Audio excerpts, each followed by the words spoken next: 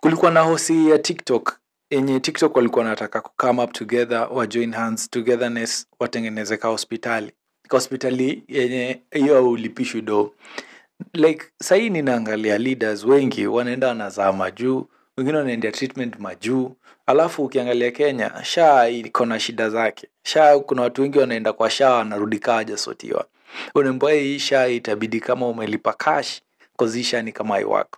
Well, ukiangalia all the money yenye iko invested hapo, mimi naona that was a good idea. Sijui mbona bado watu hawaiongelelei.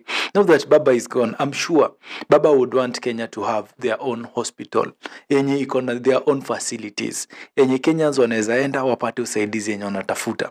Hii idea ya kwenda majuu every other time uko na shida, simply you can afford it, si poa. Let you go kwa majuu for further treatment, but let the treatment be available for Kenyans, because Wakenya ngapi tuko na hata passport? Wakenya ngapi tunaweza afford visa? Wakenya ngapi tunaweza afford treatment ya majuu?